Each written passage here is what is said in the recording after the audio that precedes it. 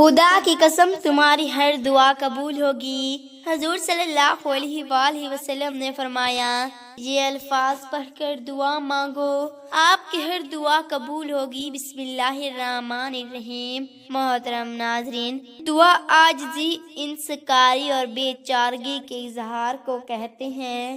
عبادت کی اصل روح اللہ تعالیٰ کے سامنے اس کی قدرت و اطاعت اور اپنی کم مائگی اور ذکر کا اظہار کرنا ہے۔ دعا کو عبادت کا مغز کہا گیا ہے۔ ہر عبادت کی طرح دعا بھی ایک عبادت ہے جس کو ادا کرنے کے لیے کسی وقت اور جگہ کی قید نہیں اور ہر جگہ اور ہر وقت کی جا سکتی ہے۔ دعا صرف اللہ تعالیٰ سے کی جائے، یہ اللہ پاک کا حق ہے۔ وہ کسی کو مایوس کرتا، کسی اور سے دعا کو کرنا شرک کے زمرے میں آتا ہے۔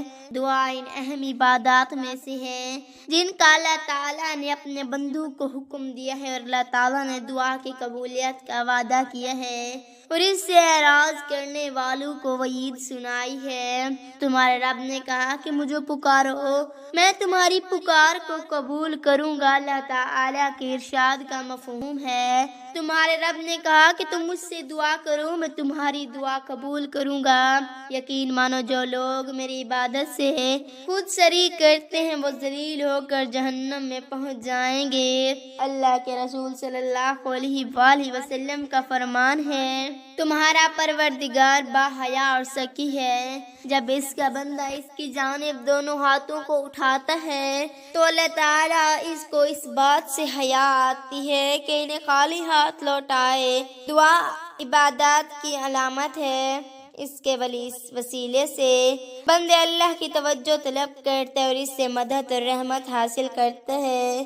اس کے ذریعے وہ اپنی حاجات کی درخواست اور بے بسی کا اظہار کرتا ہے، غیر اللہ کی طاقت و قوت سے برات کا اظہار کرتا ہے۔ چنانچہ ہمیں قرآن مجید کے آغاز میں بھی دعا ملے گی اور اختتام بھی دعا ملے گی۔ سورۃ فاتحہ میں بندہ اللہ تعالیٰ کی تعریف کے ساتھ اس کے سامنے اپنی درخواست پیش کرتا ہے۔ اسی طرح مؤذین میں بھی وہ اللہ کی پناہ طلب کرتے ہیں۔ فضیلت دعا کے بارے میں نبی کریم صلی اللہ علیہ وآلہ وسلم کا ارشاد ہے، دعا عبادت ہے، دعا اللہ تعالیٰ کے نزدیک تمام چیزوں سے بہتر ہے۔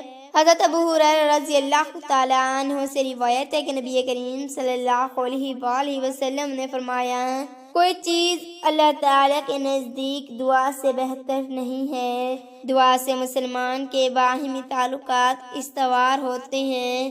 ارشاد باری تعالیٰ کا مفہوم ہے، اور جو ان کے بعد آئیں وہ کہیں گے کہ اے ہمارے پروردگار ہمیں بخش دے اور ہمارے ان بھائیوں کو بھی جو ہم سے پہلے ایمان لا چکے ہیں۔ نبی کریم صلی اللہ علیہ وآلہ وسلم نے ارشاد فرمایا، وہ چیزیں جو مرنے کے بعد میت سے منقطع نہیں ہوتی، ان میں ایک دعا بھی ہے۔ دعا ایک ایسی عبادت ہے جس کے لیے نہ کوئی وقت متعین ہے نہ حالت۔ انسان کسی بھی وقت بلند آواز سے یا آہستہ دعا کو مانگ سکتا ہے۔ سختی، آزمائش اور مصیبت کے ازالے کے لیے دعا کا اہتمام کرنا چاہیے۔ حضرت ابراہیم علیہ السلام نے وطن سے ہجرت کرتے وقت فرمایا تھا کہ میں اپنے پروردگار سے دعا مانگ کر محروم نہیں رہوں گا۔ حضرت زکریا علیہ السلام نے فرمایا تھا، اے اللہ میں تجھے کبھی بھی تجھ سے دعا کر کے محروم نہیں ہو رہا۔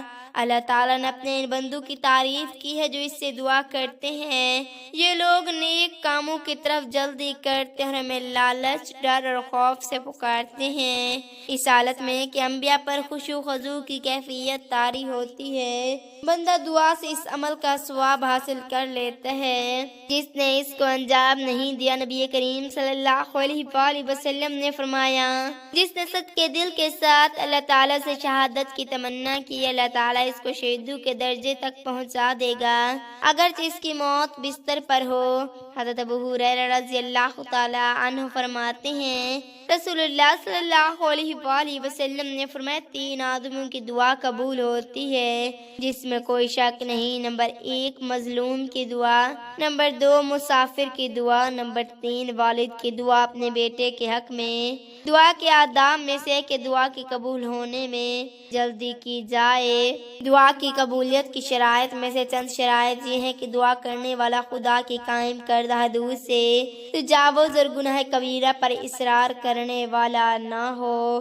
نبی کریم صلی اللہ علیہ وآلہ وسلم کا فرمان ہے کہ اللہ تعالیٰ غافل اور بے توجہ دل کی دعا قبول نہیں فرماتے۔ دعا کرنے والے کے لیے یہ بھی ضروری ہے کہ حرام کھانے پینے سے بچتا ہو اور دعا کے بارے میں عجلت کرتا ہو۔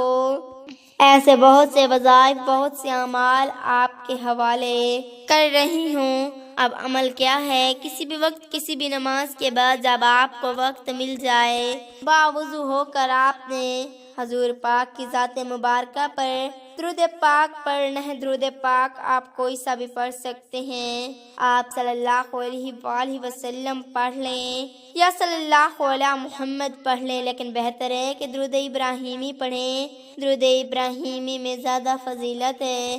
آج جس کو چاہے، جتنا چاہے، جیسا چاہے، اپنے تمام مقاصد کی نیت کیجیے گا۔ آپ کرائے کے مکان میں رہتے ہیں، آپ اپنا ذاتی گھر چاہتے ہیں، گھر مانگ لیں۔ گاڑی چاہتے ہیں، گاڑی مانگ لیں۔ من پسند نوکری کے لیے، شادی کے لیے، قرض سے نجات کے لیے، میاں بیوی محبت کی کمی کے لیے، آپ کی اولاد نافرمان ہے، آپ کا کہاں نہیں مانتی، اس کی نیت کر لیں کہ میری اولاد میرے تابع ہو جائے۔ اور اگر جو بھی آپ کا مقصد ہے، اپنے مقصد کی نیت کرتے ساتھ ہی فوری طور پر آپ نے ایک بار اعوذ باللہ من الشیطان الرجیم بسم اللہ الرحمن الرحیم پڑھ کر وظیفے کا آغاز کرنا ہے۔ اور سب سے پہلے نمبر پر آپ نے سورۃ کوثر پڑھنی ہے۔ سورۃ کوثر آپ نے 10 بار پڑھنی ہے۔ پھر دوسرے نمبر پر آپ نے جو وظیفہ پڑھنا ہے وہ وظیفہ یا اللہ یا رحمان یا رحیم کا وظیفہ ہے۔ یہ وظیفہ آپ نے کیسے پڑھنا ہے اور کتنی بار پڑھنا ہے، توجہ کیجیے گا۔ یہ وظیفہ آپ نے صرف 11 بار پڑھنا ہے۔ اب اس کے بعد تیسرے اور آخری نمبر پر جو وظیفہ آپ نے پڑھنا ہے، وظیفہ ایک قرآنی آیات کا ہے اور یہ قرآنی دعا بھی ہے جسے ہم نماز کے اندر بھی پڑھتے ہیں، جو ہم درود پاک کے بعد پڑھتے ہیں۔ اس قرآنی دعا کو آپ ہاتھ کی انگلیوں پر پڑھ لیں، آپ تسبیح کے دانے پر پڑھ لیں۔ آپ نے صرف 100 بار پڑھنی ہے، یعنی ایک مکمل تسبیح آپ نے اس آیت مبارکہ کی پڑھنی ہے۔ یہ تسبیح پڑھ کر آپ نے آخر میں اتنا ہی درود پاک پڑھنا ہے جتنا وظیفے کی شروع کرنے سے پہلے پڑھا تھا۔